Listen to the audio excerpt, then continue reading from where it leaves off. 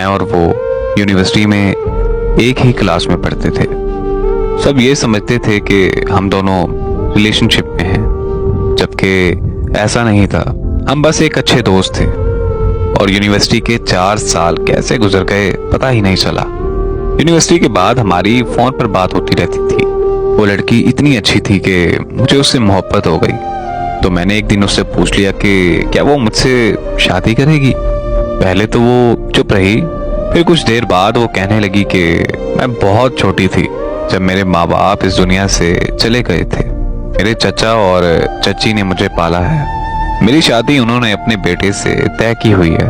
आप बहुत अच्छे इंसान हैं, लेकिन मैं आपसे शादी नहीं कर सकती। आपकी किस्मत में मुझसे अच्छी लड़की होगी। और मैं उसकी मजबूरी से समझ चुका था कि इसी वजह से मैंने उससे इस टॉपिक पे दोबारा बात नहीं की।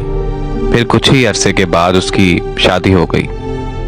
शादी के बाद उसने मुझसे कभी राब्ता नहीं किया। कुछ महीनों बाद मैं भी उसे भूल गया और एमएस करने के लिए अमेरिका चला गया। और फिर जब मैं 2 साल के बाद पाकिस्तान वापस आया तो यूनिवर्सिटी के कुछ पुराने दोस्त मुझसे मिलने आए। उन्होंने मुझसे महविश का जिक्र किया तो मुझे उससे मिलने की चाहत होने लगी। मैं महविश के चचा के घर चला गया जहां वो रहा करती थी।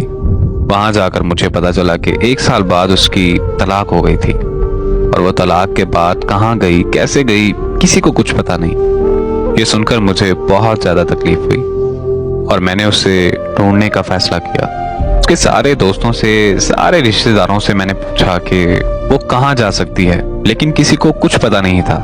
ढूंढते ढूंढते 6 महीने गुजर गए, लेकिन उसका कोई सुराग नहीं मिला। एक दिन मैं दोपहर को सो रहा था और मैंने ख्वाब देखा कि दाता दरबार की सीढ़ियों में बैठी रो रही है। मैं ख्वाब से जागते ही दाता दरबार की तरफ निकल पड़ा। वहां पहुंचकर उसे इधर उधर तलाश किया, लेकिन वो नहीं मिली। फिर मेरी वहां मुलाकात एक दरवेश से हुई। मैंने उस दरवेश को सारी बात बताई तो उसने कहा कि क्या तुम महविश को ढूंढ रहे हो और क्या तुम्हारा नाम हमजा है। मैं उस दरवेश की बात सुनकर बहुत ज्यादा हैरान हो गया, क्योंकि मैंने उसे अपना और महविश का नाम नहीं बताया था।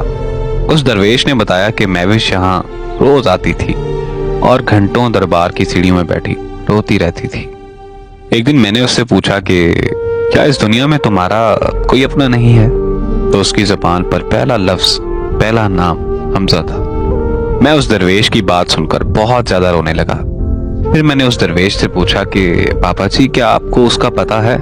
तो बाबा जी ने कहा कि हाँ मुझे पता है, चलो तुम्हें ले चलो। बाबा जी मुझे एक कब्रिस्तान, एक कब्र पर ले गए और उस कब्र पर महविश का नाम देखकर मेरी रूह कांप गई।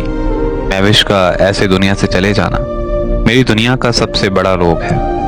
मेरी दुआ है कि अल्लाह पाक महविश को करवट करवट जन्नत नसीब करे। आमीन।